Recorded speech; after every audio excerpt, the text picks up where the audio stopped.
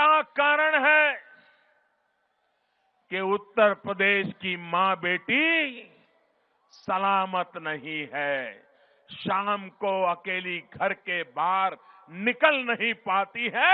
क्या कारण है? 8वीं 9वीं की बच्चियां इस बात के लिए परेशान है, स्कूल जाती हैं, सरफरे लड़के रास्ते में ऐसी भद्दी टोका टोकी करते हैं, बच्चियां स्कूल जाने से डरती हैं। ये हालत उत्तर प्रदेश के सामान्य जीवन में आपने पैदा की है और दुर्भाग्य यह है कि ये सामाजिक बुराई से ज्यादा इस बुराई को आपकी पार्टी के नेताओं ने आश्रय देके रखा है, गुंडाओं को पाल करके रखा है और उसी का कारण है कि उत्तर प्रदेश का ये हाल करके रखा है। हाँ, लालू यादव फिर बढ़ के भैया बन गए। वहां पर एक ने बड़ी अच्छी बात कही, मुझे लगता है कहना चाहिए या नहीं कहना चाहिए।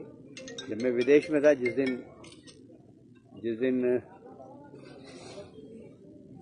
बिहार की सरकार बदली, तो एक ने बोले ये तो हमारे यहाँ होता है, बोले बॉयफ्रेंड कभी भी बदल लेती लड़की।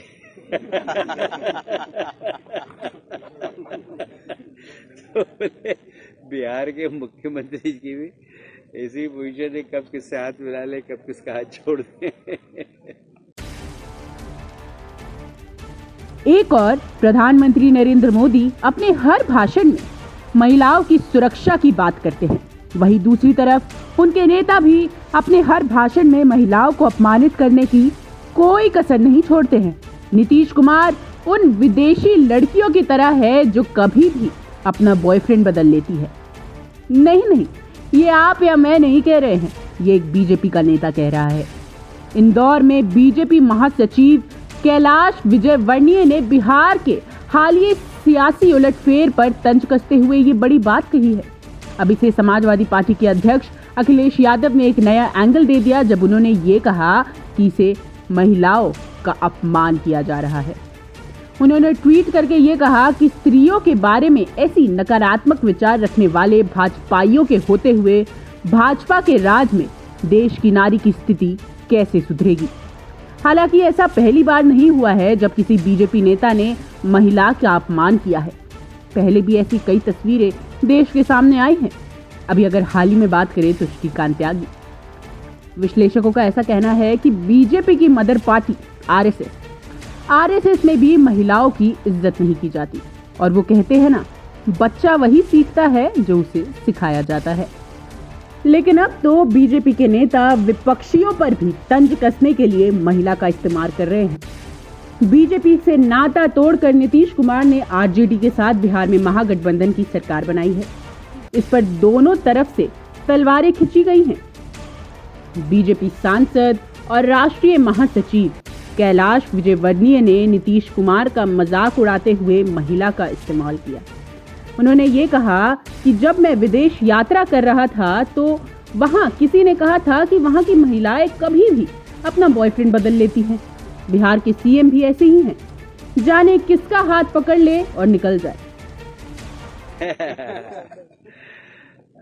हाँ, लालू यादव फिर बढ़ के भैया बन गए। वहां पर एक ने बड़ी अच्छी बात कही, मुझे लगता है कहना चाहिए या नहीं कहना चाहिए। जब मैं विदेश में था, जिस दिन बिहार की सरकार बदली, तो एक ने बोले ये तो हमारे यहाँ होता है, बोले बॉयफ्रेंड कभी भी बदल लेती लड़की।